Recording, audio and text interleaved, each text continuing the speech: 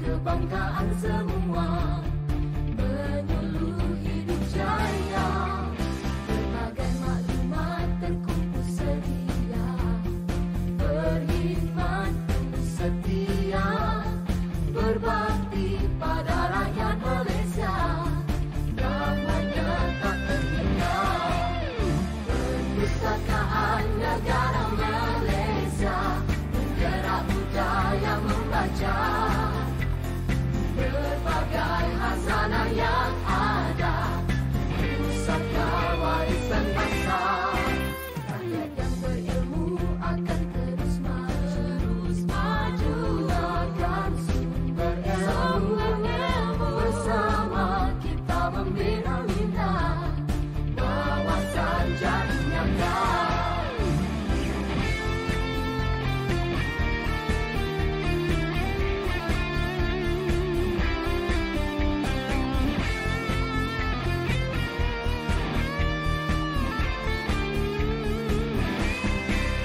Bagai api obor memberi cahaya, perpustakaan kita menjadi kebanggaan semua, penyuluh hidup jaya.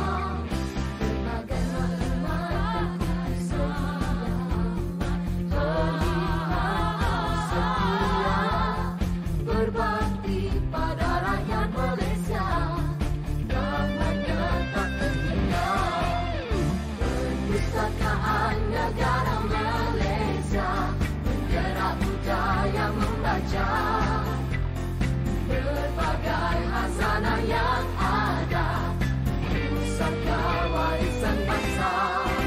Rakyat yang berilmu akan terus maju, akan sumber ilmu.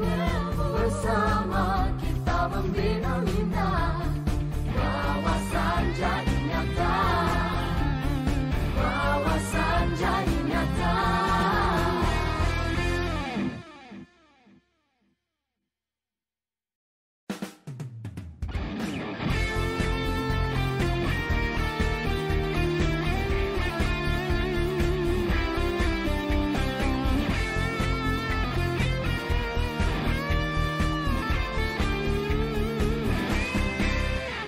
Bagai api obor memberi cahaya, perpustakaan kita menjadi kebanggaan semua, penyuluh hidup jaya. Berbagai maklumat terkumpul sedia, berkhidmat setia, berbakti pada rakyat Malaysia. Namanya tak terhingga, perpustakaan negara Malaysia, penggerak budaya membaca. Berbagai khazanah yang ada, pusaka warisan bangsa. Rakyat yang berilmu akan terus maju, akan sumber ilmu. Bersama kita membina minda, wawasan jadi nyata.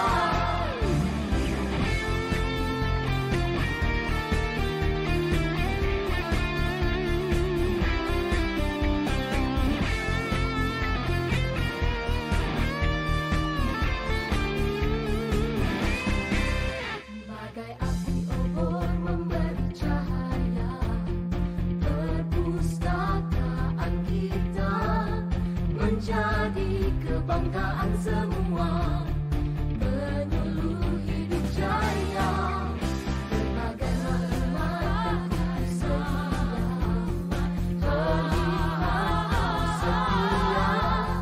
berbakti pada rakyat Malaysia. Namanya tak terhingga, perpustakaan negara Malaysia, penggerak budaya membaca.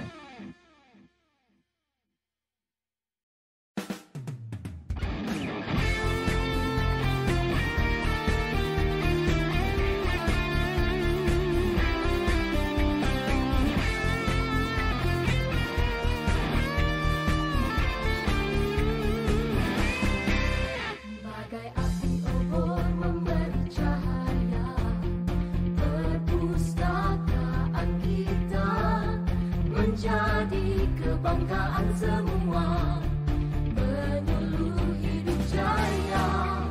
Berbagai maklumat terkumpul sedia, berkhidmat setia, berbakti pada rakyat Malaysia. Namanya tak tertinggal, Perpustakaan Negara Malaysia, penggerak budaya membaca. Berbagai khazanah yang ada, pusaka warisan bangsa. Rakyat yang berilmu akan terus maju, gunakan sumber ilmu. Bersama kita membina minda, wawasan jadi nyata.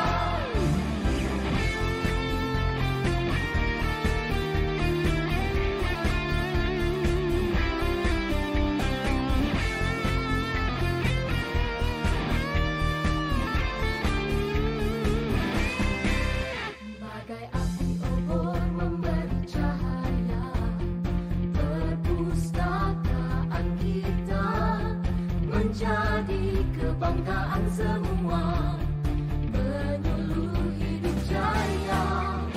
Berbagai maklumat terlihat setia, berbakti pada rakyat Malaysia. Namanya tak tertinggal, Perpustakaan Negara Malaysia, penggerak budaya membaca. Berbagai khazanah yang ada, pusaka warisan bangsa. Rakyat yang berilmu akan terus maju, gunakan sumber ilmu. Bersama kita. Hai, Assalamualaikum. Selamat pagi. Saya ucapkan kepada semua penonton saya pada pagi ini. Sebelum kita mulakan program kita pada pagi ini, saya perkenalkan diri saya sendiri. Nama saya Nadira binti Abdul Halim daripada Perpustakaan Negara Malaysia, atau boleh panggil saya Kak Nat. Okey, sebelum tu Kak Nat nak ucapkan terima kasih dekat semua penonton-penonton sebab sudi meluangkan masa untuk mengikuti program anjuran Perpustakaan Negara Malaysia, iaitu Bengkel Asas Melukis Komik. Untuk makluman, bengkel ini akan diadakan selama 2 jam bermula 10.30 pagi. Hai, Assalamualaikum. Selamat pagi. Saya ucapkan kepada semua penonton saya pada pagi ini.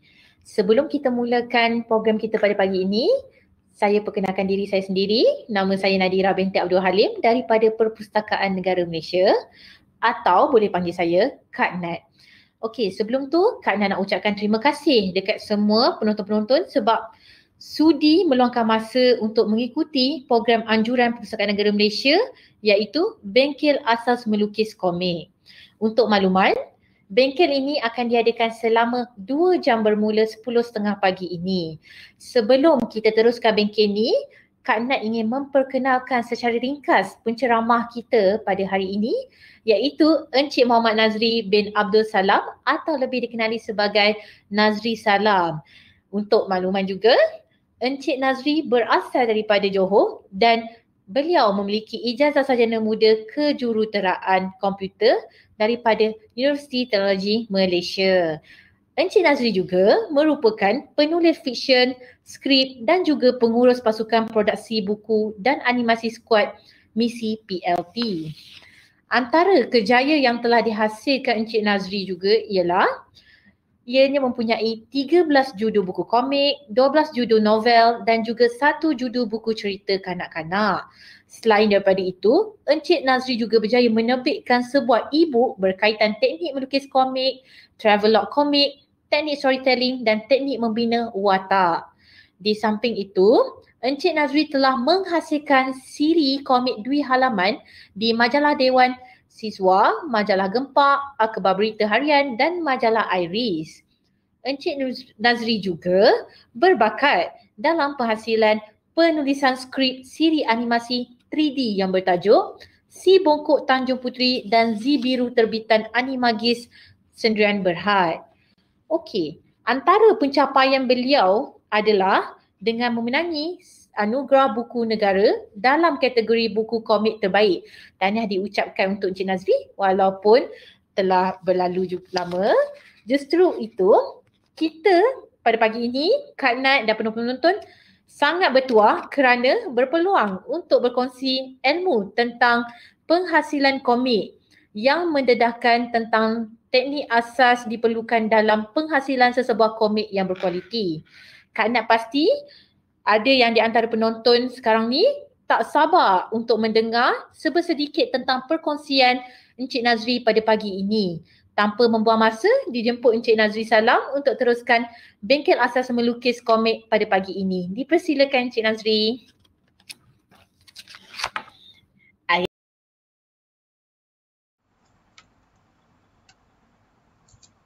Assalamualaikum warahmatullahi wabarakatuh. Hai, apa khabar semua? Okey, hari ni insya-Allah saya akan ajar cara untuk melukis komik strip. Okey, mungkin bagi mereka yang biasa membaca komik misi mungkin dah kenal saya Nazri Salam, iaitu penulis komik misi yang mana saya bersama adik saya Taufiq Salam, kami bersama-sama menghasilkan sebuah siri komik yang bermotivasi dan komik pelajaran. Dan sekarang sudah ada lebih kurang 30 judul komik misi. Bagi siapa yang tak pernah kenal komik misi, mungkin boleh cuba baca. Sebab setakat ni kami dapat banyaklah maklum balas yang positif daripada para pembaca komik misi. Jadi hari ini kita tak nak cakap tentang komik misi, tapi saya nak cakap tentang cara untuk kita menghasilkan komik. Okey, cara untuk kita menghasilkan komik strip. Okay, jadi nak minta adik-adik semua, tuan-tuan puan-puan, sediakan dahulu mungkin kertas, pensel. Kalau mungkin ada yang ada tablet melukis, boleh jugalah. Sediakanlah apa yang patut, sebarang peralatan melukis. Jadi insya-Allah hari ini kita ada masa lebih kurang sejam setengah untuk belajar tentang komik strip. Biasanya bengkel ini dibuat secara fizikal lah. Di Perpustakaan Negara, tetapi disebabkan oleh, semua orang tahu kan, COVID kan, so buat pertama kalinya bengkel komik diadakan secara online dan harapnya adik-adik semua ada talian internet yang stabil. Okey, dan terima kasihlah kepada Perpustakaan Negara sebab sudi untuk menjemput saya sekali lagi untuk mengajar tentang komik. Okey, cuma kali ni baru sikit lah sebab first time buat online, so adalah sikit orang kata apa, cabaran-cabarannya, tapi Alhamdulillah segalanya selesai. Okay, dan ini sebenarnya bukanlah live tetapi rakaman. Yang video ini telah dirakam pada petang Jumaat dan disiarkan sekarang lah, iaitu pada hari Isnin, pagi Isnin. Tapi insyaAllah saya akan berada di ruang komen untuk menjawab soalan. So kalau ada adik, tuan-puan ada sebarang soalan, tak kisahlah soalan berkaitan melukis ke atau soalan tentang mungkin cara nak kembangkan bakat anak ke dalam bidang melukis, dialu-alukan untuk tanyakan soalan di ruang komen. Jangan segan-segan sebab habis saja sesi ni saya akan terus balik ke rumah lah, ataupun saya dah tak ada di ruang komen dah. Jadi dalam masa sejam setengah, 2 jam ini, tuan-puan, adik-adik boleh tanya apa-apa saja soalan, insya-Allah saya akan cuba untuk jawab. Okey, jadi hari ini saya akan ajar, saya akan gunakan peralatan digital, iaitu saya gunakan tablet lukis Wacom Bamboo. Okey, dan saya gunakan perisian Medibank. Tapi adik-adik terpulang nak guna apa sahaja pun tak ada masalah. Ini semua hanyalah alat. Alat sahaja, yang penting adalah skill. Apa yang saya nak ajar hari ini pun sesuatu yang basic ataupun fundamental, sesuatu yang general. Dia tak kisah, saya bukan ajar cara nak gunakan software ataupun tablet melukis. Saya akan ajar cara untuk melukis. Jadi boleh gunakan kertas, pensel, peralatan digital dan sebagainya. Tak kisah, terpulang kepada adik-adik semua. Okay, tapi sebelum tu sebelum kita nak masuk ke melukis komik, saya nak terangkan dahululah. Jom kita kenal lah apa itu komik. Apa itu komik? Apa definisi komik? Apa yang adik-adik tahu tentang komik? Okay, pertama sekali, komik bagi saya adalah paduan cerita. Komik adalah paduan cerita dan lukisan.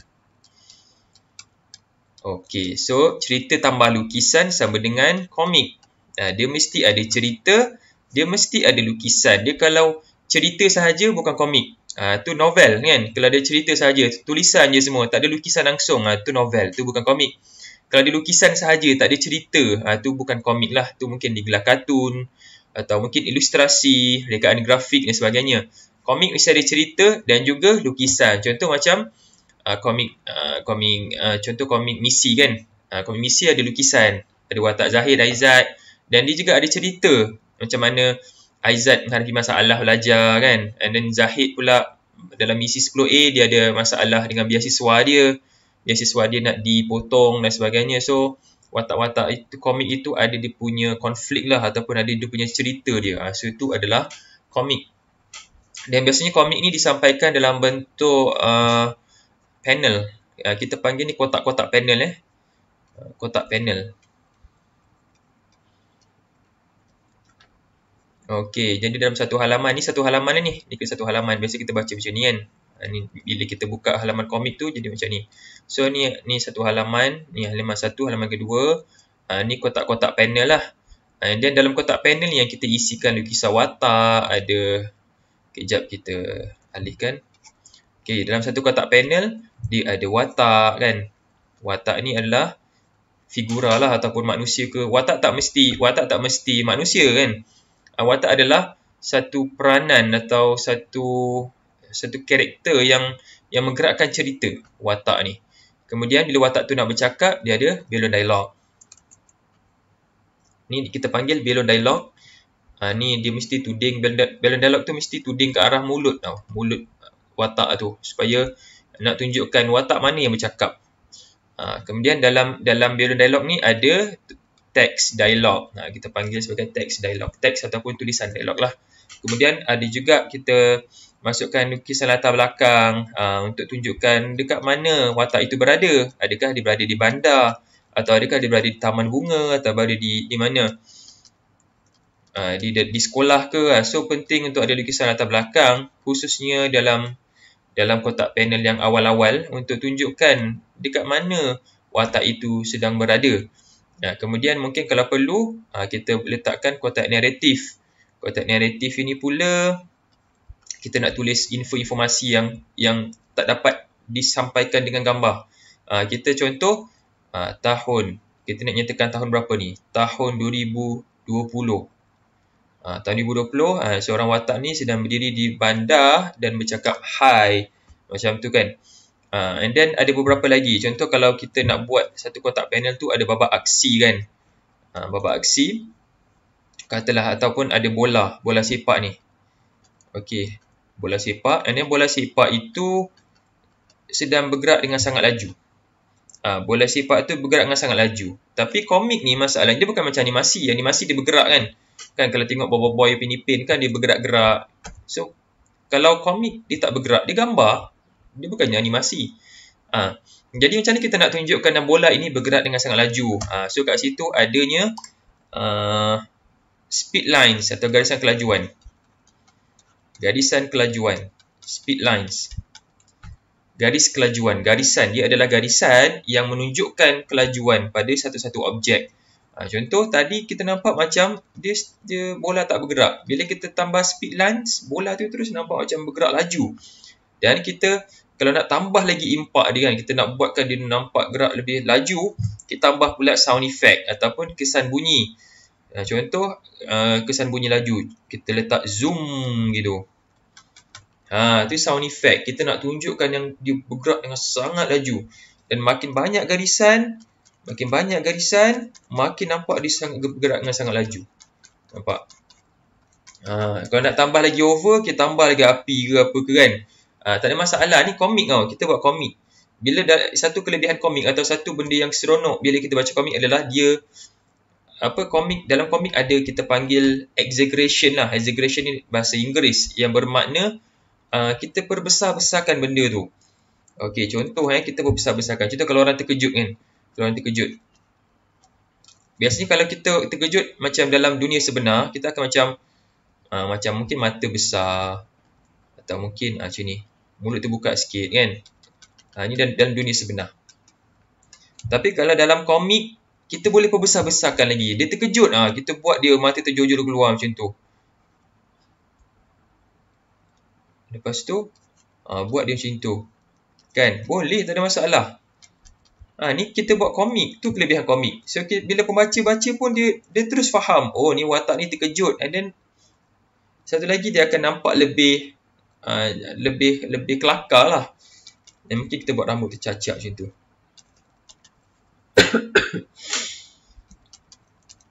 Nampak? Dan kita tambah lagi efek-efek sikit.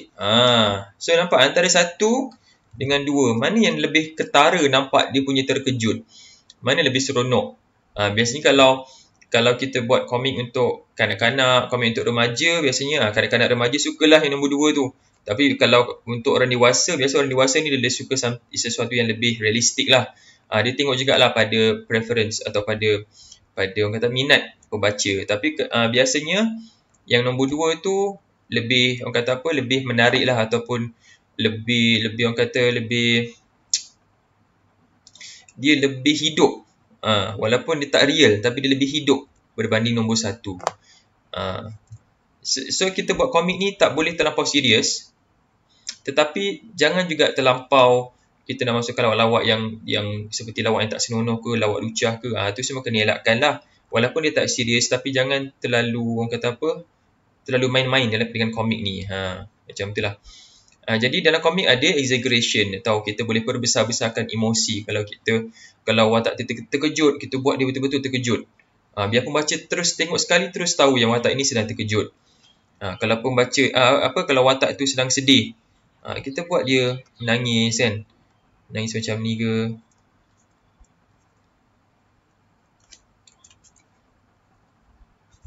Air mata ni melimpah. Dia sangat meratap, tak tahu kenapa dia menangis ni. Mungkin dia punya kek coklat dia telah dimakan oleh adik dia kan. Tak tahulah kenapa. Tapi kita boleh buat dia macam tu. Dia sangat sedih. Dan kita boleh buat macam ada bayang hitam kat atas. Bayang hitam dekat atas watak tu. Nak menambahkan lagi dia macam dia dalam kegelapan lah. Dia terlampau heartbroken. So ni semua efek-efek yang kita boleh masukkan dalam sesuatu kotak panel komik. Okey. Bagi saya komik umpama gelas. Ni bagi saya lah. Komik ni macam gelas. Kenapa? Okey, sebab komik ni adalah satu medium. Buku komik yang dibaca atau komik strip yang kita jumpa dekat online, itu semua adalah medium. Medium ni tugasnya untuk kita sampaikan sesuatu. Macam gelas. Apa fungsi gelas? Fungsi gelas adalah kita nak kasih orang minum air lah. Kan? Kasih orang minum air. Jadi, kalau komik adalah gelas, air yang diisi dalam gelas itu adalah dia punya cerita dia. Ataupun idea dia. Ataupun message. Apa yang kita nak sampaikan dalam komik itu, itulah air yang kita tuang ke dalam gelas komik kita tu. Jadi, faham tak? Komik, lukisan semua tu kan, dia umpama gelas kaca lah, atau gelas atau cawan.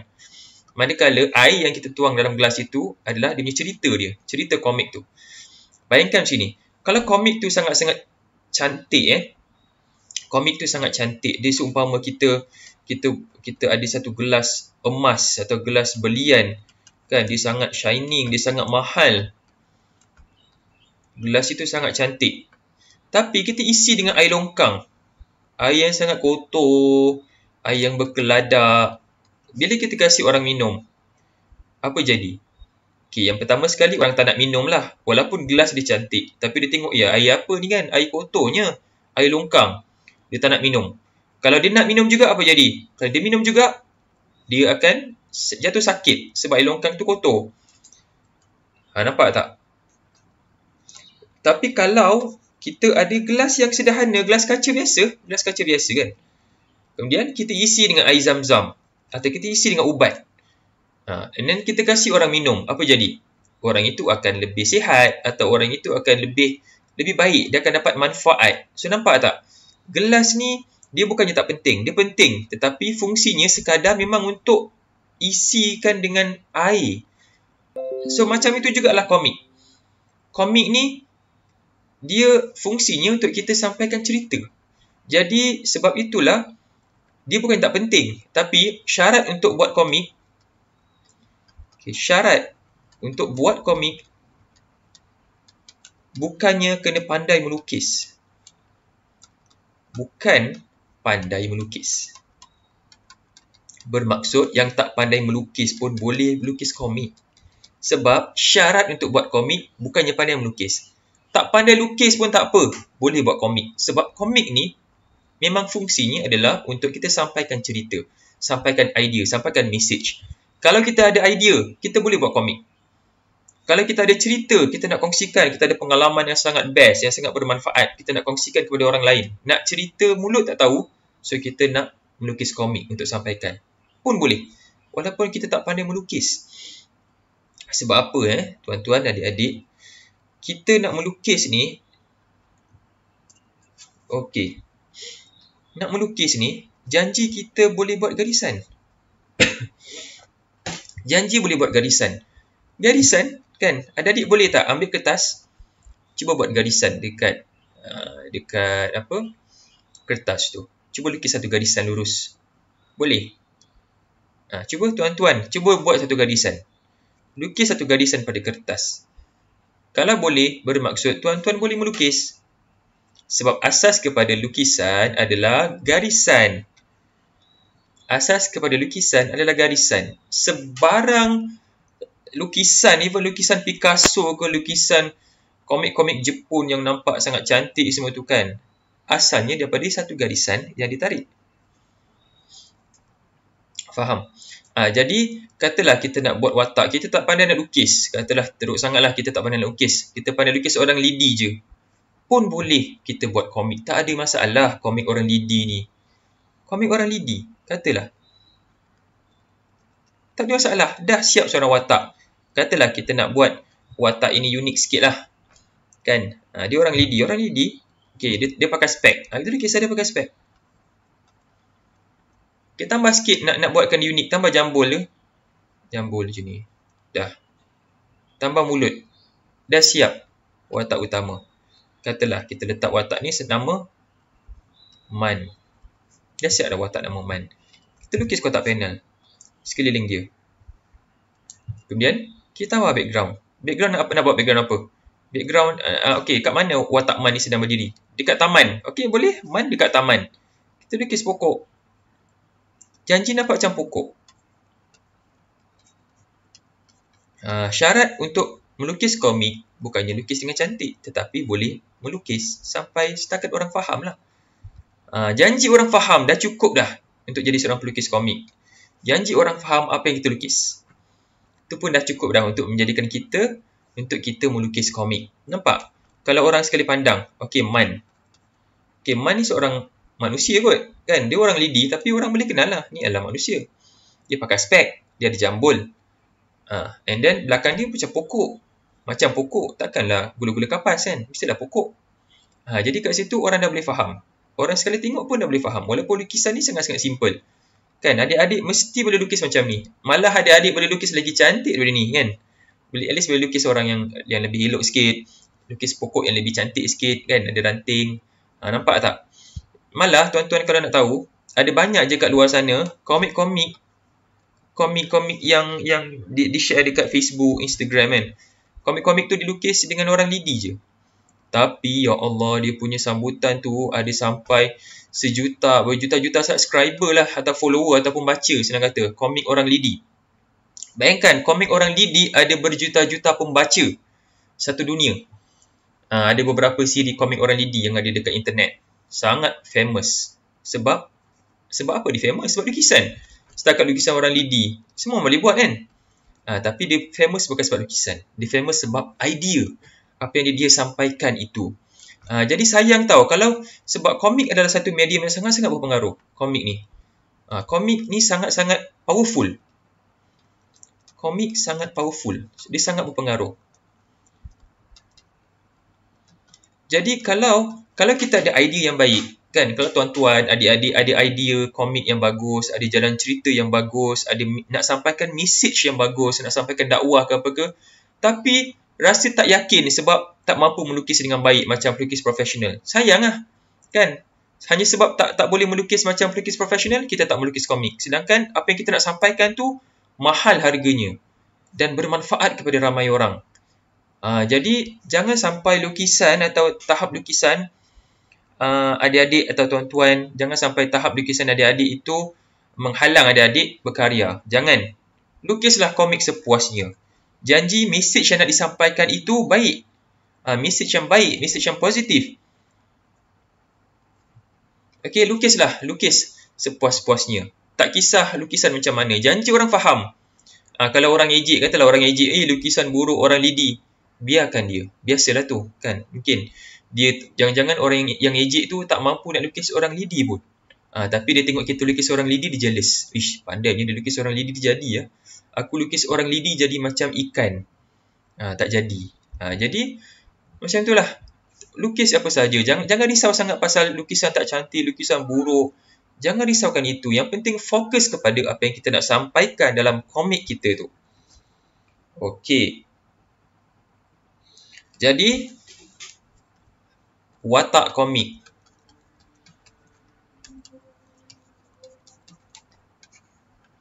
Okey, dalam komik, apa yang penting atau boleh dikatakan yang paling penting adalah watak komik sebenarnya.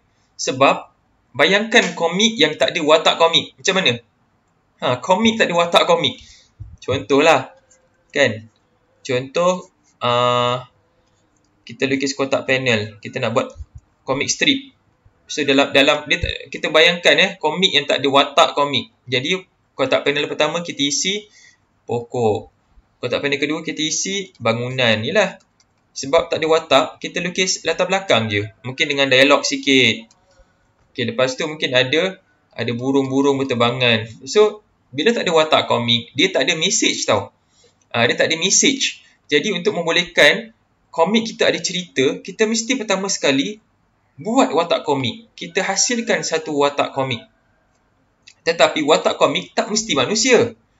Watak komik tak mesti manusia. Kena ingat tu. Kadang-kadang kita terlalu disempitkan. Watak komik mesti manusia. Tak semestinya. Okay, watak komik tak mestinya orang. Okay, jadi apa lagi yang boleh jadi watak komik? Apa lagi? Cuba berikan di ruang komen. Cuba nyatakan di ruang komen. Okey, kita nak senaraikan watak-watak komik lah. Watak-watak komik. Okey, jadi apa? Okey, pertama sekali orang lah. Ni paling famous lah kan. Biasanya kalau kita tengok buku komik, kita buka buku komik, watak utama dia selalunya manusia atau orang. Okey, tapi selain orang, kita boleh juga buat watak komik lain. Antara sebab kenapa saya tak nak sempitkan watak komik ni sebagai manusia adalah sebab nak lukis manusia ni payah.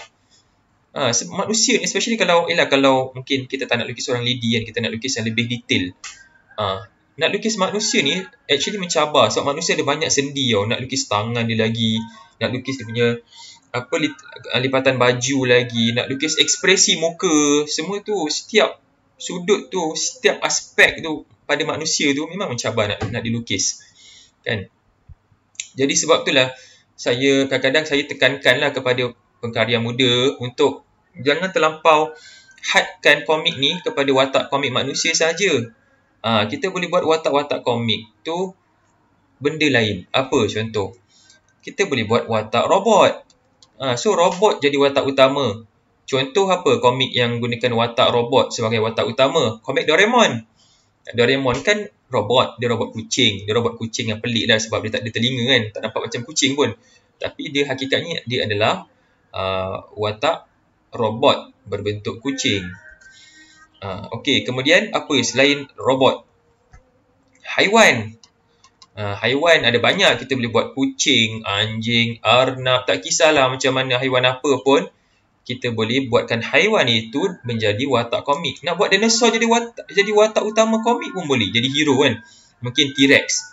T-Rex ni dia nak jadi seorang pemain tenis. Tapi kelemahan dia, tangan dia terlalu kecil. So, dia selalu kalah bila main tenis. Nampak? Tak ada masalah pun kita nak buat komik yang macam tu. Kan? Dia ada unsur humor. Dan dia menunjukkan apa tau? Yelah, T-Rex, dia memanglah tak logik. Kita buat komik, kita bukan buat dokumentari. Tu kena ingat adik-adik tuan-tuan, kita buat komik. So buat komik ni kita kena banyak main dengan imajinasi. Kita biasanya pengkarya komik ni dia akan create, dia akan hasilkan sesuatu yang tak pernah ada. Itulah kerja pengkarya komik. Kan? So mungkin T-Rex itu sebenarnya dia macam manusia.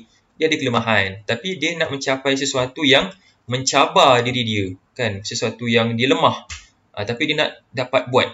Itulah dia. Macam itulah kita manusia ni kan. Kita ada kelemahan, tapi kita nak mencapai sesuatu yang besar, sesuatu yang nampak macam mustahil kita nak capai. Dan itu adalah satu sikap yang baik. Nampak? Okey, so haiwan pun boleh jadi watak komik. Yang seterusnya apa? Seterusnya serangga. Nak buat pasal seekor lalat pun boleh, tak ada masalah. Dan yang kelima ni yang paling, bagi saya yang paling boleh mengasah kreativiti adalah objek. Bila kita personifikasikan objek. Macam mana tu? Macam mana kita nak buat buku sebagai watak komik? Macam mana kita nak buat pensel sebagai watak komik? Boleh ke? Boleh, tak ada masalah. Kita pengkarya komik, kita mesti boleh hasilkan sesuatu menggunakan imajinasi. Okey, jom kita cuba tengok. Macam mana kita nak buat watak komik daripada pensel? Kita lukis pensel dahulu. Ataupun mungkin terbalik ni. Kita pusingkan dia. Okey, kita buat pensel. Okey. Try kita pusingkan dia.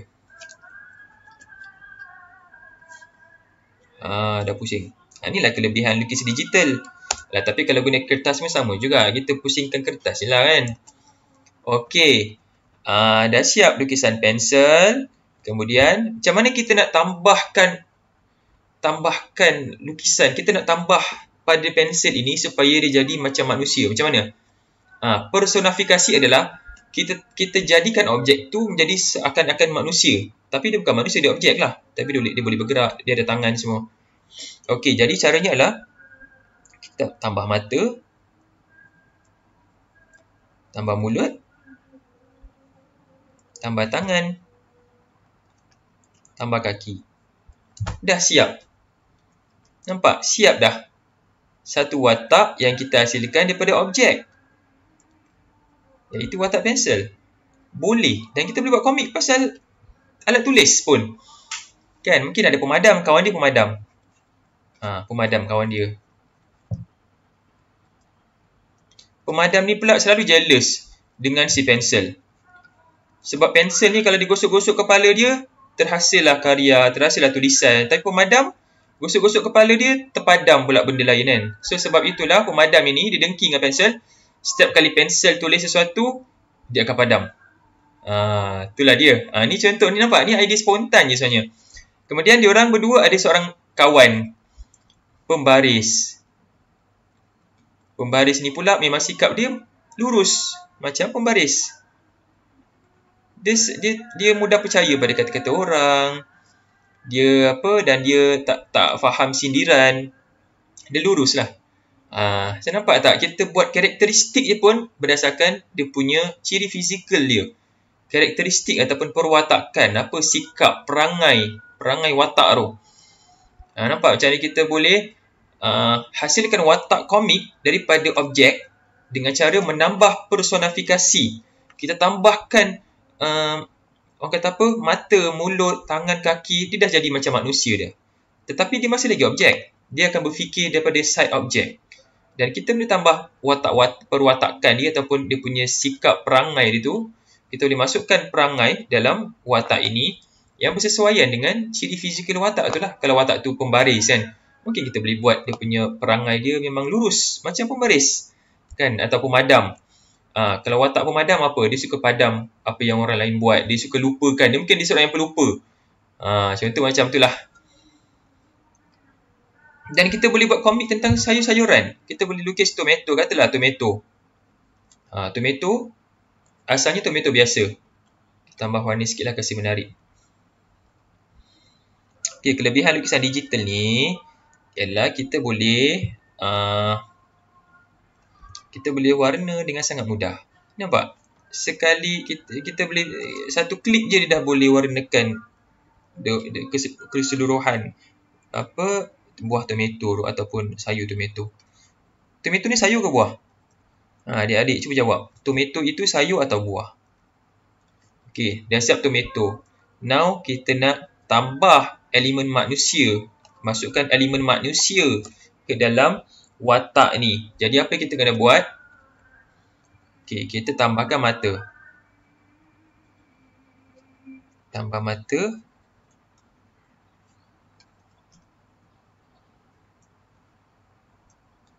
Tambah mulut. Kita buat dia sedih.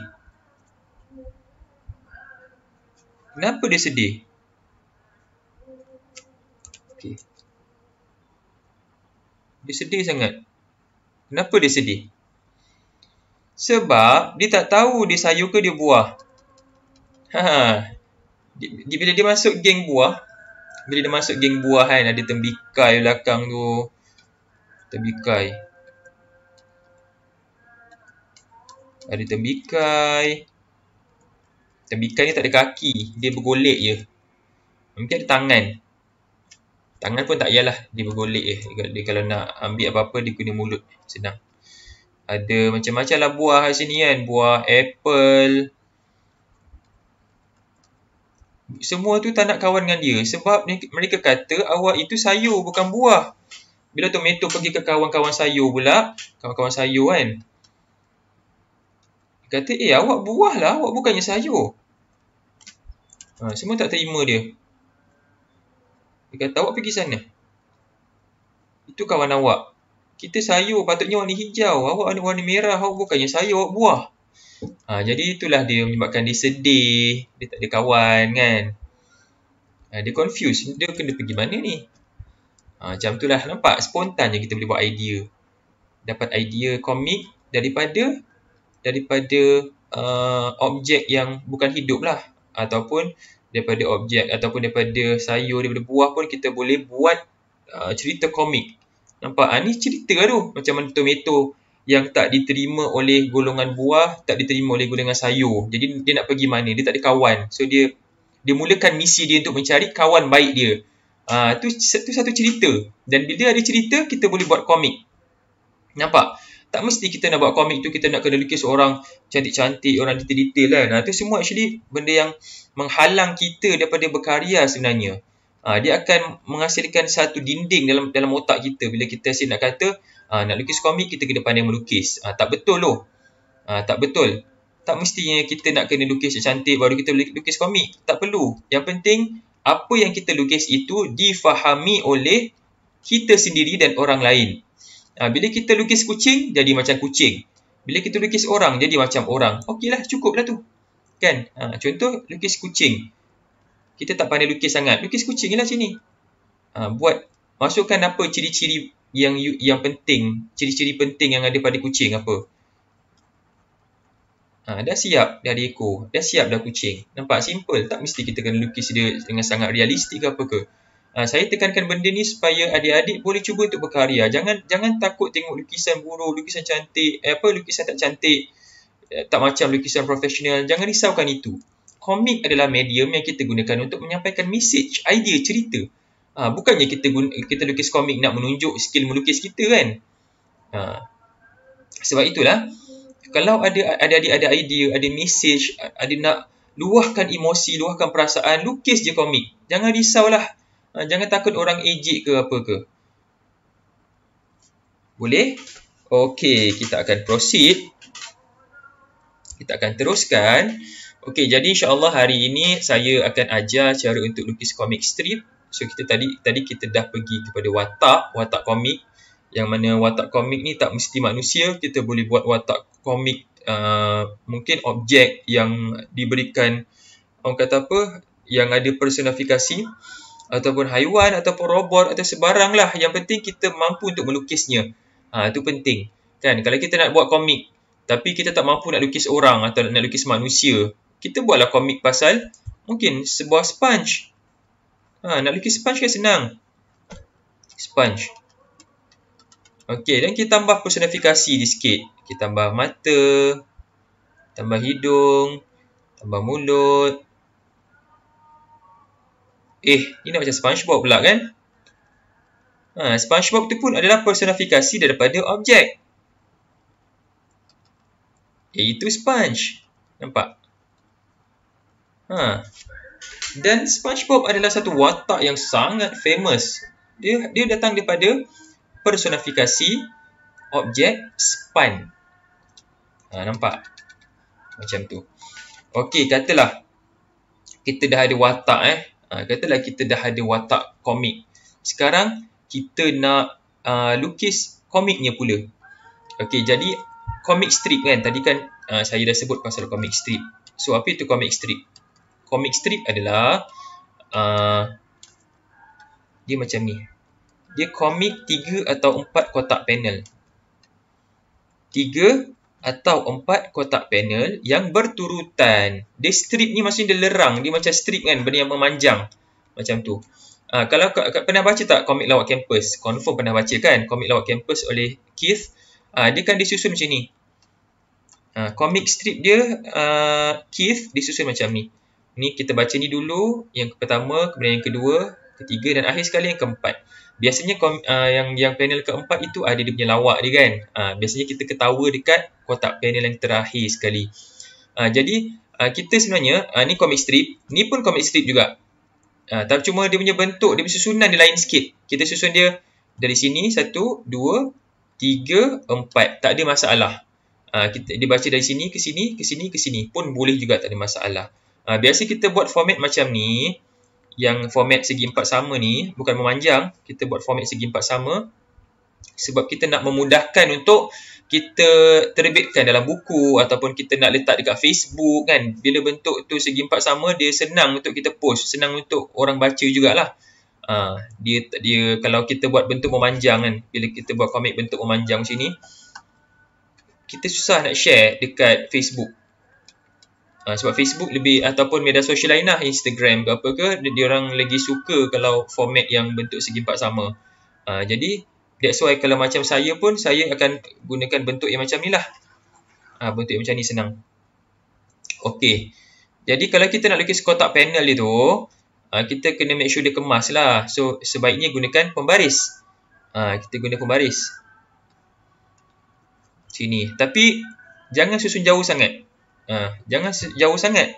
Kemudian dia ni jauh sangat. Okey. Kemudian dia tak orang kata apa? Dia tak teratur lah. Ni salah ni. Saya tunjukkan contoh yang salah supaya kita boleh belajar. Ni jauh sangat. Ni panel 1, ni panel 2, jauh sangat. Kita kena dekatkan lagi. Kemudian kita kena pastikan dia macam tu, dia straight tau.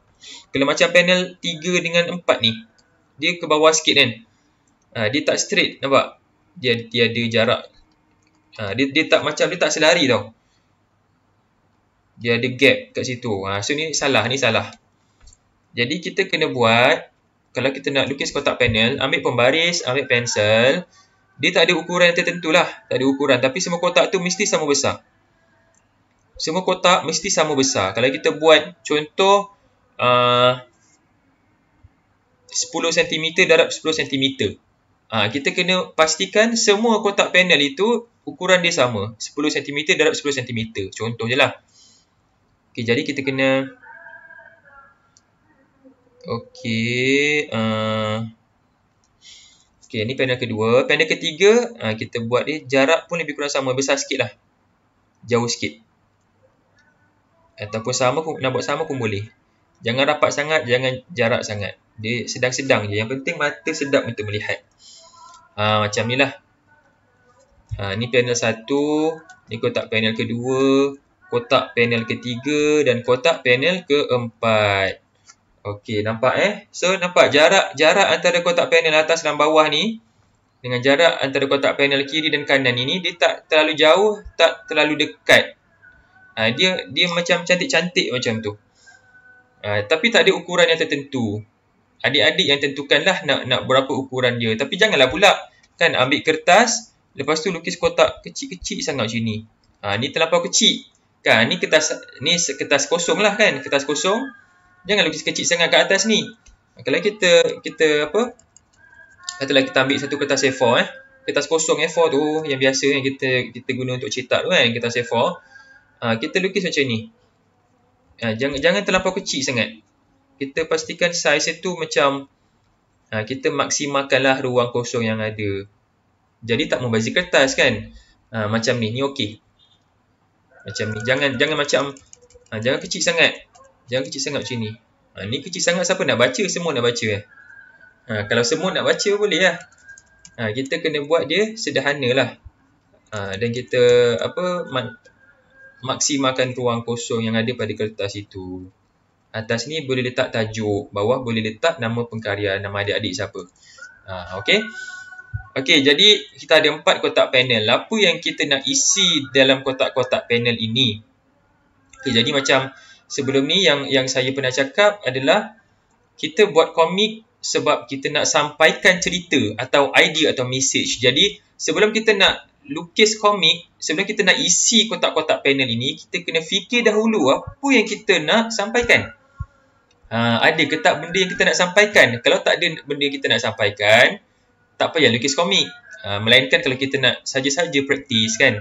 Tapi kalau kita macam tak ada idea ke, tak ada benda yang kita nak sampaikan, tak payah lukis komik. Melainkan kita nak praktis. Faham jadi kita pertama sekali kita kena fikir apa ideanya, apa message yang kita nak sampaikan dalam komik strip. Okey, sebelum kita nak sama-sama fikir idea, saya nak nak ajarlah apa yang kita nak kena isi dalam setiap kotak panel. So kotak panel pertama, kita mesti isi dengan watak utama kita. Watak utama kita. Watak hero kita. Kita mesti letak watak hero kita dalam kotak panel pertama. Supaya orang tahu siapa watak utama komik kita ni. Kalau watak utama komik kita tu muncul dalam kotak panel keempat kan, kotak panel terakhir, dah last baru dia muncul, tu hero apa kan? Biasanya hero ataupun watak utama dia akan muncul pada awal cerita. Dia ada, watak utama kita mesti muncul atau mesti ada sejak awal cerita sampai habis cerita. Itulah watak utama. Jadi kotak panel pertama mesti tunjukkan dengan jelas watak utama komik itu. Kemudian latar belakang, latarnya kat mana? Kat bandar ke, dekat taman ke, mesti dilukis supaya pembaca tahu ataupun orang yang baca tahulah watak ni berada di bandar, watak ni berada di sekolah kan. Kalau tak ada latar belakang, pembaca tak tahu dekat mana watak ini berada ni, kat mana situasi ini sedang berlaku. Adakah di dalam zoo? Adakah di luar di planet Marikh kan? Jadi sebab itu pentingnya untuk lukis latar belakang. Tak perlu lukis cantik, perfect, realistik, tak perlu. Asalkan orang boleh faham apa yang dilukis itu. Okey? Okey, seterusnya panel pertama adalah intro kita panggil intro ataupun pengenalan. Panel kedua pula adalah build up ataupun kita membina cerita, iaitu ada sesuatu berlaku kepada watak utama ni. Dia macam pada satu hari Man berjalan-jalan, tiba-tiba tu berlaku kat sini. Ada sesuatu berlaku kepada watak utama kita yang menyebabkan dia buat benda lain. Faham tak? Ada sesuatu yang berlaku menimpa watak utama kita tu. Okey, lepas tu yang ketiga adalah ni adalah build up juga, tapi lebih kepada reaksi. Apa reaksi watak utama tu? Apa yang dia buat bila tiba-tiba berlaku benda tu? Apa yang dia buat? Contoh, kalau tiba-tiba hujan. Apa watak utama buat? Mungkin dia akan cari tempat untuk berteduh. Kan?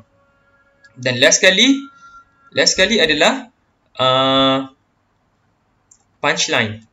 Ni paling penting. Bila kita buat comic strip, dalam 4 atau 3 kotak panel, yang paling penting adalah kotak panel yang terakhir sekali, iaitu kotak panel punchline. Punchline ni bermaksud benda yang kelakar, benda yang lucu atau benda yang seram atau benda yang sentap. Dia punchline tak mesti benda yang kelakar tau. Dia benda yang mengusik emosi pembaca.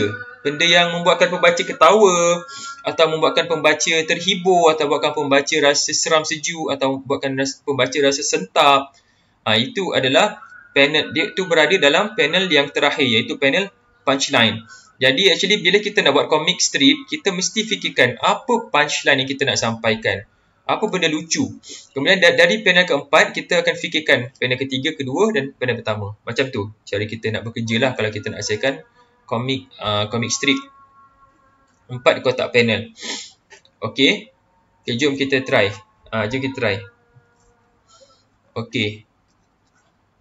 Katalah kita nak lukis satu comic strip 4 kotak panel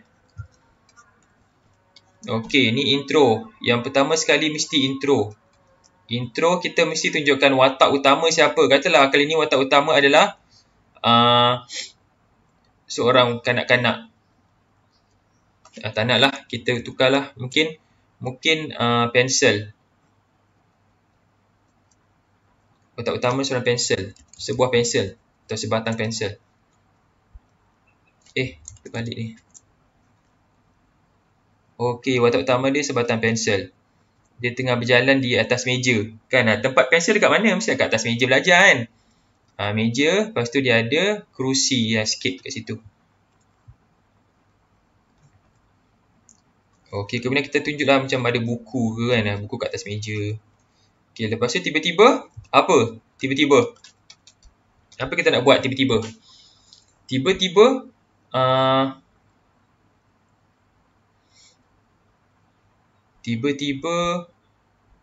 dia terjumpa pemadam. Terjumpa pemadam. Ni saya main spontan je tau. Okey, jumpa pemadam.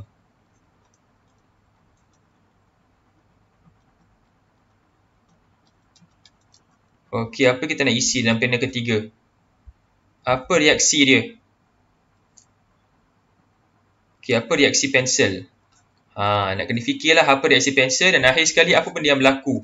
Benda yang kelakar ke, benda yang sentap ke. Macam tu. Jadi pertama sekali sebelum kita nak mula melukis, mesti kena fikirkan. Kena fikir dahulu apa yang kita nak kena lukis dalam kotak panel keempat ni. Punchline apa? So adik-adik mungkin boleh buat dengan cara ni lah. Bernombor macam ni. Katalah adik-adik nak tulis komik. Kan, nak buat komik, nak lukis komik. Jadi sebelum nak lukis komik ni tu, adik-adik kena senaraikan dahulu apa dia punya cerita dia. Dalam panel pertama apa? Ni kotak panel pertama apa? Contoh pensel berjalan di meja. Contoh, tulis satu ayat. Setiap satu panel tulis dalam satu ayat. Dia kena ringkas. Janganlah pula dalam satu panel pensel berjalan, lepas tu dia jumpa dengan pemadam, atau pemadam pun ajak dia berjalan, lepas tu jumpa pembaris pula. Nampak? Satu panel tu nak muatkan semua memang tak dapat. Dia kena pastikan satu panel kita boleh ringkaskan dalam satu ayat sahaja. Dia kena ringkas. Kalau boleh ayat yang ringkas. Kemudian kita tulislah yang kedua apa? Apa yang berlaku? Tiba-tiba pensel, apa yang berlaku? Kemudian pensel buat apa? Dan akhirnya punchline. Pensel tertipu ke apa ke, benda yang kelakar, atau benda yang seram, atau benda yang sentap, atau benda yang mengejutkan, atau apa sahajalah yang membuatkan pembaca terhibur. Jadi kita kena mesti ada sesuatu dekat panel yang keempat tu. Mesti ada sesuatu. Dia tak boleh macam benda tu tak ada apa-apa. Dia macam tak seronok lah. Comic strip ni dia mesti dia menyampaikan sesuatu. Dia mesti ada membuatkan pembaca rasa belajar sesuatu ke, atau membuatkan pembaca rasa terhibur ke. Boleh So format ni adalah pada satu hari. Pada satu hari. Watak. Siapa watak kita? Kemudian panel kedua, tiba-tiba. Kemudian panel ketiga, kemudian. Dan akhirnya. So dekat sinilah ada dia punya lawak ke, dia punya pengajaran ke, kat sini punchline dia. So ni strukturnya lah. Sebelum adik-adik nak lukis komik, jangan terus capai pensel, ambil kertas, terus lukis komik, tak fikir kan. Tu yang jadi tak ada idea tu nanti bila tengah lukis komik. Kalau boleh sebelum nak lukis komik itu kena senaraikan dahulu apa kita nak lukis dalam setiap kotak panel. Kotak panel pertama kita tulislah pada satu hari apa watak utama kita sedang apa. Yang kedua, tiba-tiba watak utama kita ditimpa sesuatu atau ada berlaku sesuatu. Yang ketiga, kemudian watak utama buat apa. Dan empat, akhirnya apa yang berlaku. Macam tu. Ini cara mudah lah untuk kita mulakan proses menulis cerita. Kemudian, dari yang ayat pertama kita lukis dalam kotak panel pertama. Ayat kedua, kita lukis dalam kotak panel kedua. Ayat ketiga, kita lukis dalam kotak panel ketiga. Dan akhir sekali, ayat keempat, kita lukis dalam kotak panel yang keempat. Dan siaplah kita punya komik strip kita. Okey, kalau ada soalan, boleh tanya di ruang komen. Nanti saya akan jawab, insya-Allah, mana yang saya mampulah. Okey, jadi mungkin ada adik-adik rasa macam aduh susahnya nak lukis latar belakang kan. Latar belakang ni contoh kita nak lukis mungkin nak lukis bandar ke atau nak lukis kampung ke, latar belakang. Lukis latar belakang. So mungkin ada adik-adik nak lukis contoh nak lukis sekolah kan, rasa macam susah sangat kan sebab dia banyak benda dan kita actually bila kita lukis latar belakang, biasanya yang saya nampak lah, pelukis-pelukis baru ni, dia suka gunakan imajinasi. Yang tu saya nampak, imajinasi. Untuk latar belakang. So, imajinasi ni bukan tak boleh, boleh. Tapi biasanya, kalau kita hanya gunakan imajinasi kita untuk melukis latar belakang, biasanya latar belakang tak tepat. Kalau kita gunakan imajinasi semata-mata untuk lukis latar belakang, biasanya lukisan latar belakang jadi macam tak jadi lah. Lukisan latar belakang tu akan jadi pelik atau akan jadi dia macam tak jadi dan dia mungkin dia kelakar, dia akan jadi macam kelakar. Atau jadi macam tak cantik kan, tak seperti yang kita bayangkan tau. Yang kita bayangkan tu sangat detail, tapi bila kita lukis tu rasa jadi macam ni. Jadi tu satu kesan lah bila kita lukis gunakan imajinasi semata-mata. Jadi sebab itulah kalau kita, dan dia saya perasan tak ada orang kan lukis, bila nak lukis kampung dia lukis macam ni. Ni sangat orang kata basic lah. Ni sangat general, ramai orang buat macam ni. Dia punya gunung dia macam tu. Lepas tu matahari dia sentiasa kat situ kan. And then sawah padi dia macam tu. Ni lah lukis gunakan imajinasi.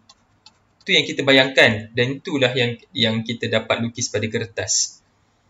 Sedangkan kalau ikutkan lukisan macam ni, dia macam ada masa, ada ketika kan, ada orang yang dia dah dewasa pun bila diminta lukis kampung, dia akan lukis yang macam ni. Sebab dia lukis guna imajinasi lah. Dia apa yang di-imagine sejak kecil itulah yang akan dilukisnya. Sedangkan kalau kita perhatikan sawah padi ke atau kampung, dia tak macam ni kan. Even gunung atau bukit pun dia tak tajam macam ni bukit. Atau dia tak bentuk bukit tak macam tu.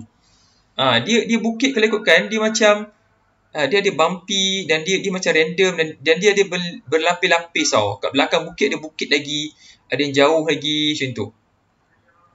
Macam tu nampak tak? Ni bukit. Dan ni matahari pula dia yelah, kita boleh lukis macam ni. Tapi dia nampak terlalu, orang kata apa? Dia terlampau basic lah. Dan kita boleh tambah baiklah lukisan kita tu dengan cara kita berhalusi sikit lah, kita murnikan kita punya lukisan tu. Ni untuk bagi sesiapa mereka, memang tadi saya kata lukisan tak penting. Tetapi kalau kita nak tambah baik lukisan kita, ni antara benda kita kena buat lah. Iaitu kita kena observe, kita kena lihat sekeliling. Banyakkan observe bila berjalan tu kan, jangan asyik tengok phone ke atau asyik tengok TV kan. Tengok TV kat kereta ke. Bila kita berjalan dengan keluarga ke atau bila kita pergi berkelah ke, cuba tengok sekeliling. Tengok pokok macam mana. Tengok daun dia macam mana. Sebab kalau suruh katalah cuba lukis pokok sekarang kan, mungkin akan jadi macam pokok akan jadi macam ni. Dia punya batang pokok dia besar, daun kecil je. Sedangkan pokok, patutnya batang pokok tu dia biasanya lebih kecil berbanding dengan dia punya daun-daun dia. And then pokok ni mesti ada cabang-cabang, ada ranting-ranting banyak. Sebab daun-daun tu dia tumbuh dekat ujung ranting. Dan dia punya daun, rimbunan daun itu besar. So ni bila kita lukis guna imajinasi, dan ni bila kita lukis gunakan pemerhatian atau observation. So satu cara untuk adik-adik mantapkan ataupun naikkan lagi, tambah baik skill melukis adalah dengan banyakkan memerhati. Tengok sekeliling. Dia katalah adik-adik nak lukis sekolah, nak lukis pemandangan di sekolah ataupun nak lukis bandar. So satu lagi cara adalah adik-adik boleh ambil gambar dari Google. Kata nak lukis bandar kan. So adik-adik ambil gambar dari Google Image. Minta izin mak ayah, cakap mak ayah ni dia tak pinjam phone, nak buka Google Image lah, nak ambil gambar rujukan sebab adik nak lukis bandar dalam komik. Jadi minta izin daripada mak ayah, buka Google Image, kemudian cari gambar, masukkan keyword city, reference ataupun masukkan kata kunci bahasa Melayu pun boleh, bandar Kuala Lumpur. Nanti dah akan keluar banyak gambar tau, dah akan keluar banyak gambar bandar, dan kita akan pilih lah. Adik-adik boleh pilih nak pilih gambar yang mana yang sesuai untuk dimasukkan ke dalam lukisan. Ataupun kalau tak nak adik-adik boleh tekap, ataupun kalau tak nak tekap, adik-adik boleh tengok dan lukis, jadikan sebagai rujukan sahaja. Jadi bila kita buat rujukan untuk melukis latar belakang tu akan jadi lebih tepat lah. Ini tips untuk adik-adik yang nak tambah baik lukisan. Tapi kalau adik rasa lukisan adik dah okey, tak ada masalah.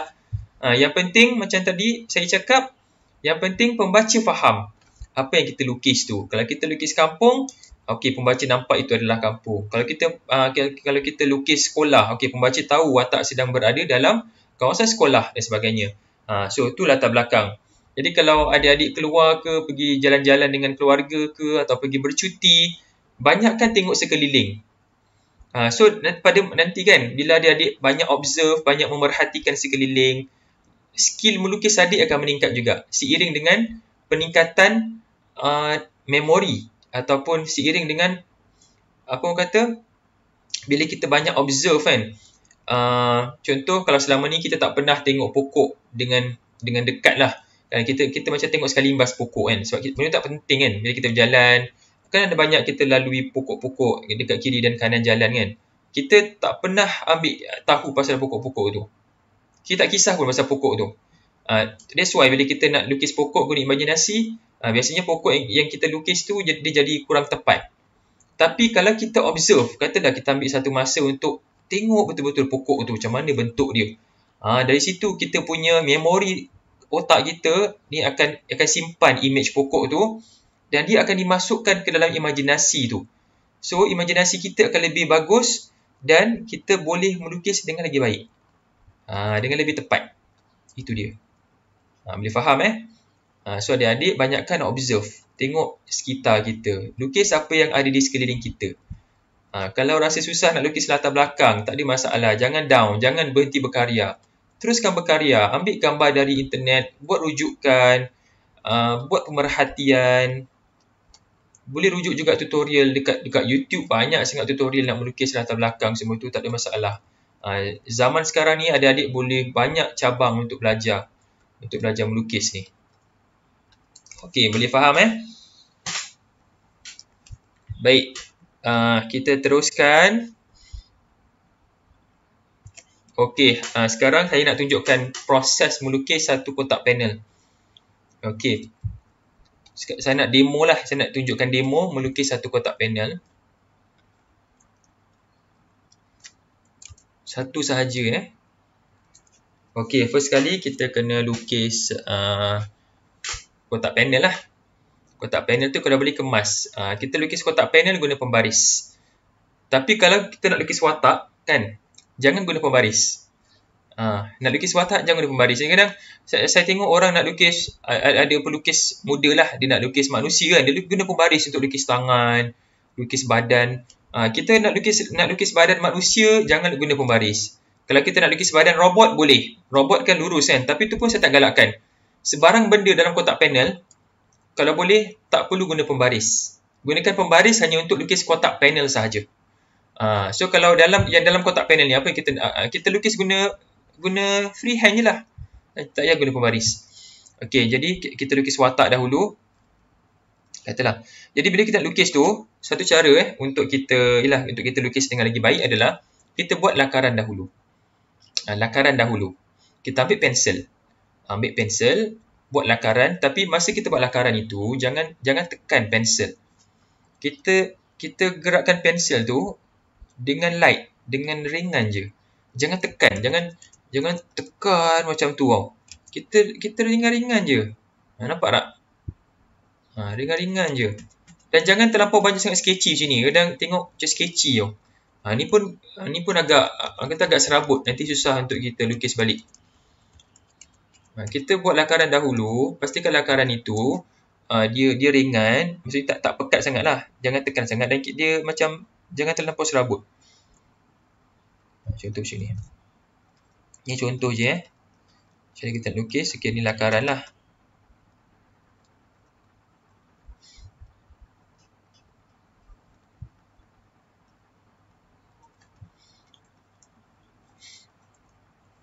Okey, watak sedang berjalan.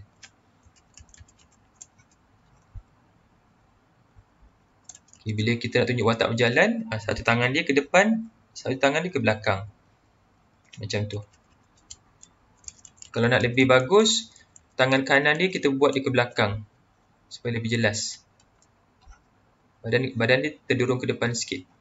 Tangan kanan, tangan kiri ke depan. Macam tu. So, nampak macam dia sedang berjalan lah. Okey, kemudian kita lukis latar belakang. Katalah latar belakang ni adalah tepi pantai. Kan? So, kita buat pantai. Pantai. Boleh rujuk gambar ke. Dia tak perlu nak lukis terlampau detail, terlampau cantik. Yang penting, orang faham, kita sendiri faham. Ada burung-burung kan. Biasa tepi pantai kan banyak burung kan. Dan mungkin ada, kita lukis ombak-ombak sikit. Macam tu. Okay, ada pokok kelapa ke tak ada ruang. Okay, tak ada ruang, tak apa. So ni pasir-pasir, ada bintik-bintik pasir sikit. Okay, dah siap. Okay, so ni adalah lakaran. So bila kita dah siap lakar, kita akan trace balik. Kita akan tekap balik lukisan kita tadi. Kita akan tekap balik lukisan kita tadi.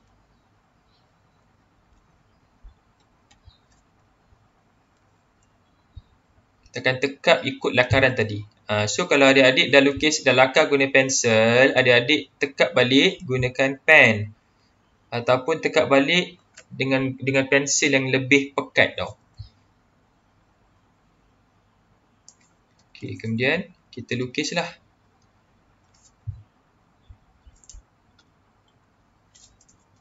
Okey, sekejap. Ni ada pembaris ni. Jadi kita lukislah dia punya, kita tekap balik.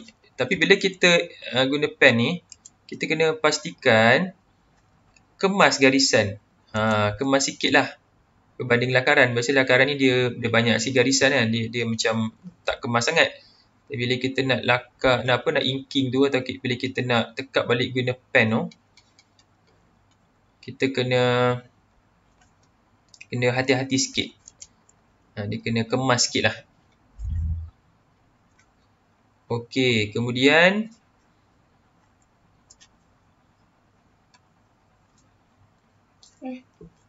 Ini dah. okey, kemudian kita lukis tangan dia.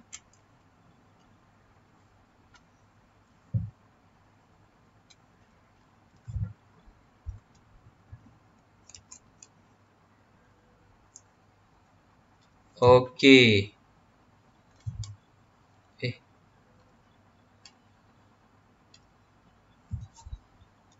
Kita lukis muka dia.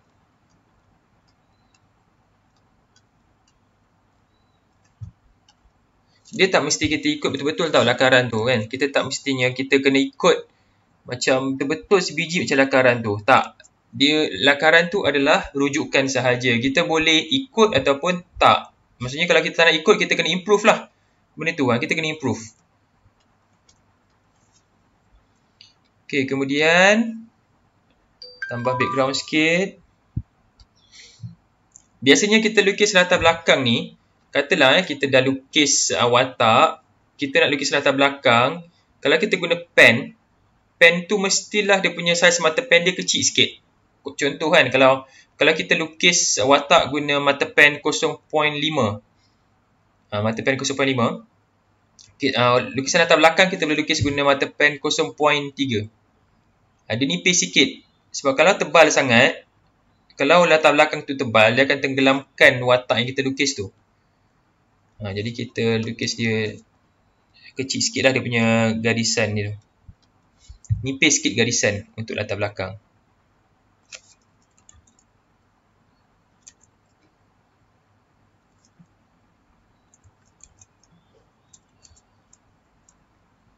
Lukis ombak dia. Ombak dia pula makin lama makin jauh makin kecil.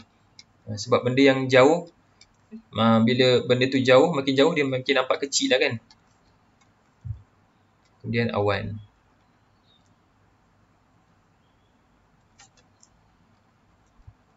Okay, adik ada tak yang bercita-cita nak jadi pelukis komik? Siapa kat sini yang nak jadi pelukis komik? Cuba tulis dekat ruang komen. Nak tengok sikit. Saya nak tengok sikit siapa yang nak jadi pelukis komik tu.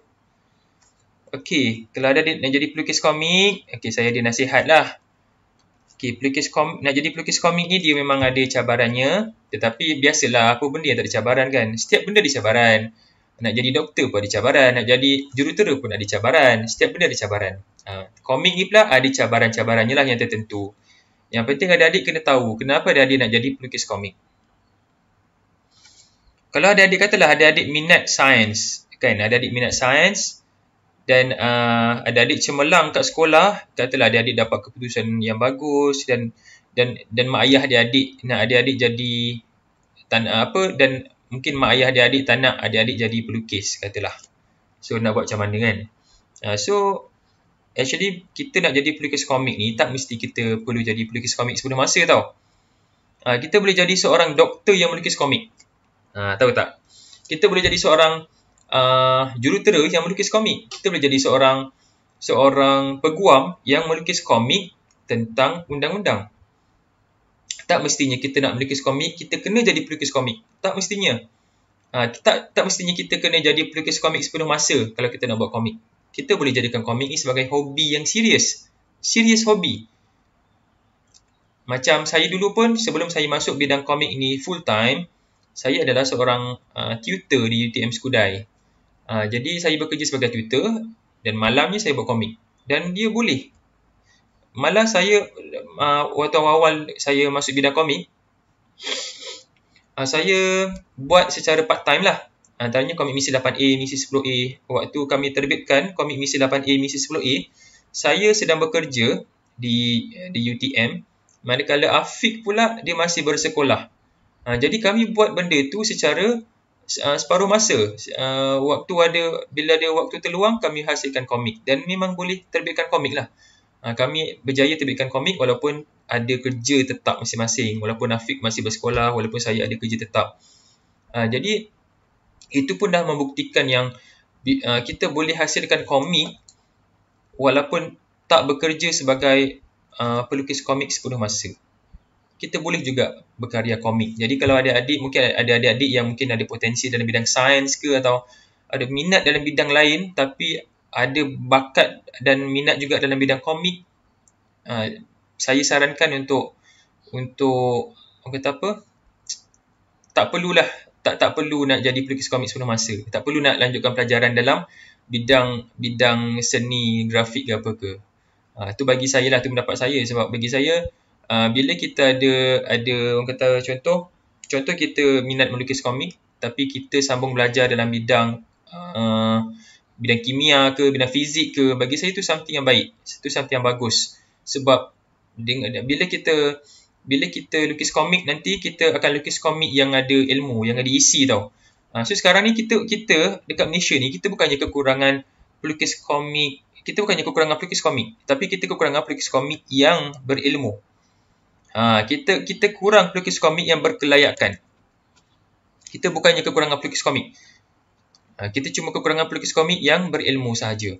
Jadi sebab itulah saya sarankan kan kepada, biasanya kalau dalam bengkel-bengkel lain, saya memang akan sarankan supaya adik-adik boleh adik-adik yang ada minat dan potensi dalam bidang komik ni untuk tak terus nak jadi pelukis komik sebelum masa. Saya bukannya nak orang kata apa, nak lemahkan semangat ke apa, tapi insya-Allah lah. Mungkin sekarang adik-adik tak nampak, tapi pada masa akan datang nanti, at least kalau adik-adik mungkin rasa macam bidang komik ni payah ke, atau rasa tak minat lagi dah, mungkin, tapi adik-adik ada ijazah dalam bidang lain, so adik-adik boleh masih lagi boleh cari kerja lain ke, ataupun boleh masuk bidang lain ke. Bukannya macam contoh adik-adik sekarang ni minat melukis komik kan, kemudian sambung belajar dalam bidang seni lukis, kemudian bila dah habis belajar, mungkin adik-adik rasa macam nak tukar bidang, atau adik rasa macam komik ni bukannya bidang adik-adik. So adik-adik dah tak ada jalan lain masa tu. Faham tak? So itulah, itu actually pendapat saja. Mungkin tak betul. Setiap orang berbeza situasi kan. So itu bagi saya lah, kalau adik-adik macam ada cemerlang dalam pelajaran, tak mestinya adik-adik perlu jadi pelukis komik sebelum masa. Adik-adik boleh jadi seorang profesional, golongan profesional yang melukis komik. Adik-adik boleh jadi seorang pengarah filem yang melukis komik. Adik boleh jadi seorang guru yang melukis komik.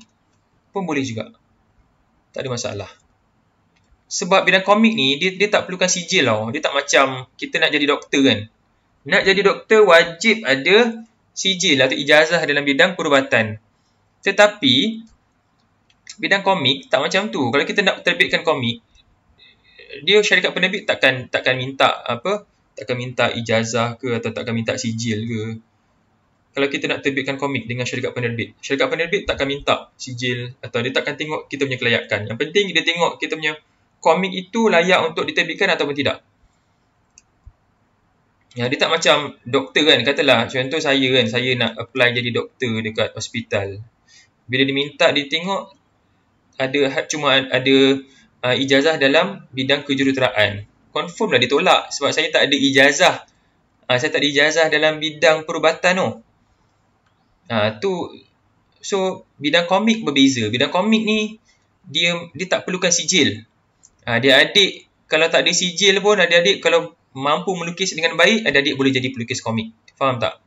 Sebab itulah saya tak sarankan sangatlah yang tadi tu. Kalau boleh adik-adik masuk bidang lain. Sambung belajar dalam peringkat tertinggi dalam bidang lain. Contoh bidang perubatan, bidang kejuruteraan, bidang ekonomi. Kemudian adik-adik pada masa yang sama, adik-adik asallah bakat. Teruskan melukis. Jangan stop melukis. Sambil belajar tu sambil lukis secara sambilan kan. Lukis sambil lukis hobi. Ada masa terluang lukis. Kalau tak ada masa terluang tak payah lukis. Macam tu. Maksudnya jangan lupakan terus adik-adik punya minat dalam bidang melukis tu. Adik-adik punya potensi dalam bidang melukis, jangan lupakan terus. Teruskan, tapi sambung belajar dalam bidang lain. Kemudian nanti bila dah habis belajar, adik-adik akan ada dua benda. Iaitu satu, bidang yang adik-adik belajar tu. Yang kedua, bidang melukis. So, adik-adik ada dua benda. Dan bila kita ada dua, tu lagi baik kan? Berbanding kalau kita ada satu saja. Faham So, kalau ada mak ayah yang nak tanya soalan, boleh tanya di ruang komen. Saya akan jawab. Saya akan jawab secara bertulis lah. Sebab ni rakaman. Saya tak tahu soalan apa yang akan muncul kan. Jadi kepada mak ayah, tuan-tuan puan-puan yang ada soalan cara nak mengembangkan bakat anak kreatif ke, bolehlah tanya di ruang komen. InsyaAllah saya akan menjawab.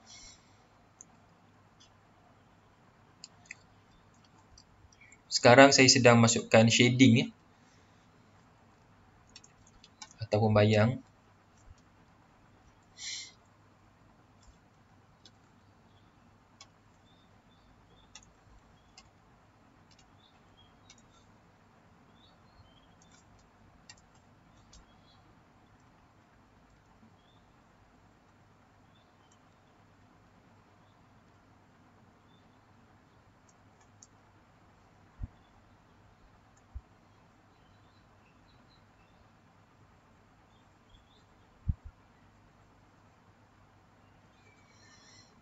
Okay, ada orang kata hanya yang macam bidang melukis ni dia perlukan bakat.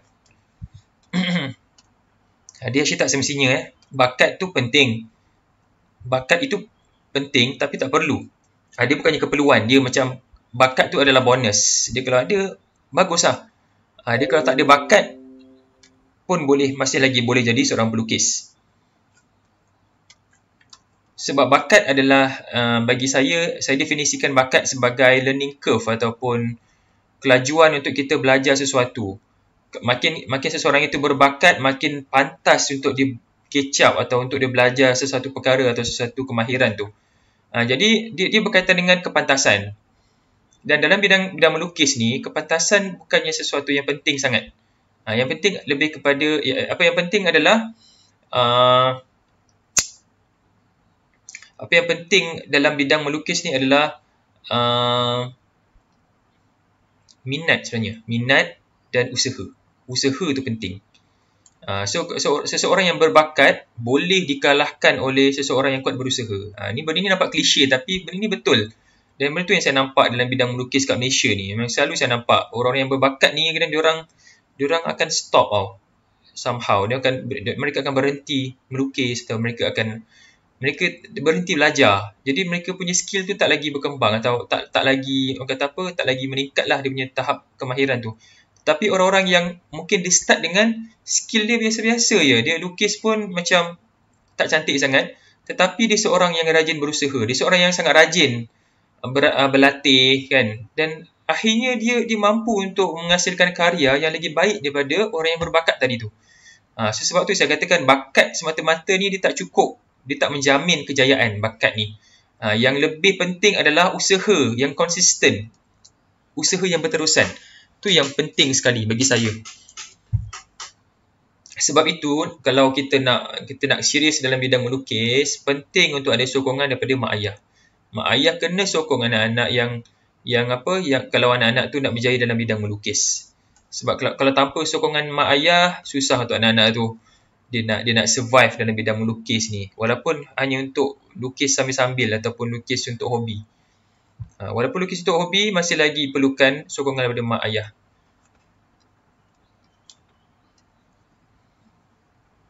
Jadi mak ayah perlu sentiasa pantau lah anak-anak. Kalau anak-anak suka melukis, suka tengok anime, mak ayah kena pantau. Tengok apa yang diorang lukis, tengok apa yang diorang tonton. Jangan biarkan je macam tu. Bukan kita tak percaya anak. Saya pun ada anak 2 orang. Anak yang seorang tu dah 8 tahun. Kita bukan tak percaya anak. Tapi kita kena hati-hati. Better safe than sorry lah. Sebab kata orang putih. Kita kena pantau apa yang anak-anak lukis. Okey, satu. Kenapa? Satu, apa yang anak-anak lukis itu sebenarnya adalah cerminan ataupun isi hati mereka. Jadi ada anak-anak, ada mak ayah mengadu anak diorang kan dia lukis benda-benda yang gelap, benda-benda yang macam ada unsur-unsur macam bunuh diri atau benda-benda yang dark tau, benda-benda yang gelap. So actually bila seseorang itu banyak melukis benda-benda yang dark, benda-benda yang gelap, benda-benda yang macam darah-darah, benda ada unsur-unsur bunuh diri kan. Actually anak itu dia ada simptom depresi, penyakit kemurungan. Jadi that's why kita kena sentiasa pantau lukisan anak. Kadang-kadang anak akan tunjuk hint apa benda yang dia rasa tu dalam lukisan. Contoh kalau anak-anak tak suka family kan, mungkin dia akan lukis family dia macam dalam bentuk yang menakutkan. So kat situ kalau kita jumpa lukisan anak-anak macam tu, kita kena take action tau. Jangan sekadar tengok dan biar je macam tu. Actually anak-anak ni kadang-kadang diorang tak pandai nak bercakap. Diorang ada benda nak luahkan, ada benda yang terbuku dalam hati, tapi diorang tak mampu nak keluarkan dengan perkataan. Especially ada anak-anak, mungkin anak-anak yang ada special needs, diorang tak mampu nak luahkan dengan kata-kata. Diorang hanya mampu luahkan dengan lukisan sahaja. Dan bila diorang lukis, diorang akan simpan lukisan diorang. That's why mak ayah yang kena proaktif dalam hal ni. Mak ayah kena sentiasa cari lukisan anak-anak, tengok setiap satu lukisan mereka, dan dari situ mak ayah boleh tahulah apa sebenarnya yang dirasai oleh anak-anak ketika itu. Kalau anak-anak lukis benda-benda yang gelap, benda-benda yang macam berdarah-darah, benda yang benda yang berkaitan dengan bunuh diri, actually kena hati-hati sebab itu petanda anak-anak sedang ada simptom atau ke arah nak diserang depression lah atau penyakit kemurungan. Kalau anak-anak lukis benda yang ganas, darah, benda yang gore kan, benda yang putus kepala ke apa ke, mungkin tu petanda anak-anak terdedah kepada benda-benda yang ganas. So kena tengok balik apa yang diorang consume, apa yang diorang tonton, apa yang diorang baca, apa yang diorang tengok dekat phone tu nak kena pantau juga. Dan lebih teruk atau mungkin yang lebih merisaukan adalah anak-anak yang terjebak melukis benda-benda yang lucah lah. Ni mak ayah memang kena pantau. Saya tak tahulah mak ayah ada tonton ke tak sesi ni. Tapi harapnya mak ayah yang mendengar boleh take note. Take note. Jangan biarkan anak-anak melukis tanpa pantauan, especially anak-anak yang masih kecil. Anak-anak yang suka melukis ni mereka perlukan bimbingan daripada mak ayah. Anda harap siapa lagi nak bimbingan? Tambah lagi sekarang ni zaman COVID, kita kena home based schooling, banyak masa dihabiskan kat rumah. Jadi nak tak nak, mak ayah kena ambil peranan, pantau apa yang anak-anak lakukan di rumah, kena tengok apa yang dilukis, tengok apa yang mereka tonton dan mereka baca di handphone atau di komputer. Okey, siap lukis satu kotak panel. Okey, ni saya dah siap warnakan dah. Tu satu kelebihan lah bila kita melukis secara digital. Senang untuk kita warnakan. Dengan satu klik sahaja, kita boleh tumpahkan warna dekat seluruh ruang yang kita klik tu. Ni kelebihan lah bila kita lukis secara digital. Kalau ada adik tak ada alat digital, tak ada masalah jugalah. Sebenarnya boleh juga warnakan guna pensel warna ke, guna warna air ke. Ikutlah mana-mana. Okey, rasanya kita sudah sampai di penghujung sesi bengkel pada hari ini. Alhamdulillah setakat sejam setengah ni saya dah kongsikan tentang apa itu komik, tentang kepentingan pengisian komik itu berbanding lukisan, tentang format komik strip, cara nak mereka cipta watak, cara nak melukis watak, and then mungkin sedikit saya ada demo sikit lah cara untuk melukis satu kotak panel daripada lakaran sampailah ke siap warna. Dan saya juga ada pesan lah sedikit tentang ibu bapa perlu pantau kegiatan anak-anak dalam bidang melukis ni. Okey, rasa itu sahajalah kandungan bengkel pada kali ini. Sebarang soalan boleh tanya di ruang komen. Okay, mungkin pesanan terakhir kepada semua yang mendengar atau melihat, kepada adik-adik yang suka melukis, pastikan manfaatkanlah bakat adik-adik itu. Bakat saja tak cukup. Okay, minat saja pun tak cukup. Adik-adik kena usaha konsisten, khususnya kepada yang nak jadi pelukis komik lah. Dan kepada mereka yang nak jadi pelukis komik, kalau boleh cuba juga explore bidang lain, bidang ekonomi ke, bidang lain lah, sebarang bidang, tak kisah bidang apa, dan jadikan melukis ini sebagai satu serius hobi. Sebab kalau adik-adik nak jadikan melukis sebagai satu career, itu adalah sesuatu yang tak digalakkan sangat pada zaman sekarang ini. Benda tu tak dijamin lah. Nak kena cuba dahulu. Tapi jangan terus nak berazam nak jadi pelukis komik, sambung belajar dalam bidang seni dan sebagainya. Itu tak direkomend lah. Saya sendiri pun tak ada kelulusan dalam bidang seni. Yang saya ada adalah ijazah dalam bidang kejuruteraan. Dan saya masih jadi seorang pengkarya komik sebelum masa sekarang ni. Tak ada masalah. Sebab bidang komik ni dia tak perlukan sijil. Dia hanya perlukan minat dan usaha yang konsisten dan mungkin ada sedikit bakat. Okey, dan kepada mak ayah, pastikan pantau kegiatan anak-anak dalam bidang melukis. Kalau mereka memang minat melukis, boleh berikan mereka sokongan. Bidang melukis ni pun luas. Dia jangan anggap anak-anak yang minat melukis ni akhirnya akan sekadar menjadi pelukis karikatur ke atau pelukis jalanan ke. Tak mestinya. Bidang melukis ni luas. Lukis adalah satu skill yang mana dia boleh, dengan skill melukis ni, anak-anak boleh masuk banyak bidang lah sebenarnya. Bukan sekadar bidang komik, tetapi juga bidang animasi, bidang rekaan grafik, bidang apa lagi, karikatur, potret, penyiaran, even bidang perfilman pun memerlukan pelukis untuk mereka lukis papan cerita atau storyboard. Jadi kalau anak-anak suka melukis, berikan mereka galakan dengan cara berikan mereka sokongan. Kalau mereka tunjuk hasil lukisan mereka, tengoklah lukisan mereka tu, berikan pujian dan sebagainya. Dan kalau ada bengkel, boleh hantar mereka ke bengkel-bengkel yang ada. Cuma sekarang ni mungkin sebaiknya hantar mereka ke bengkel online lah, sebab COVID ni kan, kita nak elakkan daripada merebak. Better kalau proses pembelajaran komik tu boleh dibuat secara atas talian ataupun online. Okey, rasa sekian saja.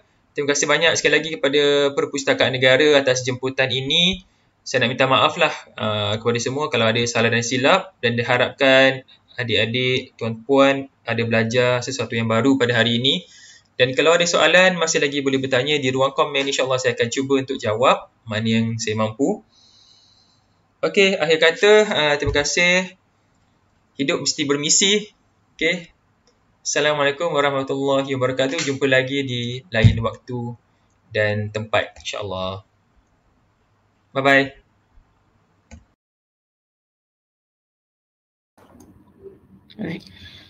Okey, terima kasih Encik Nazri atas perkongsian ilmu yang sangat bermanfaat untuk kita semua dalam bengkel ini.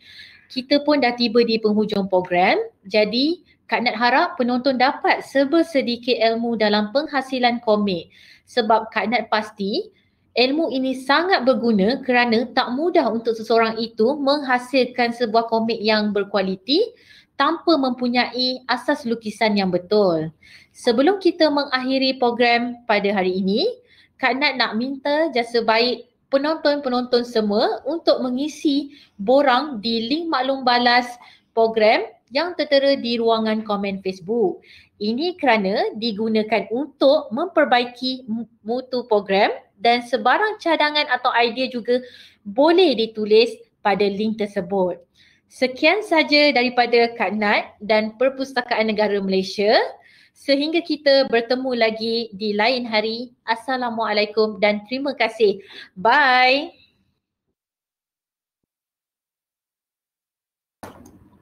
Alright.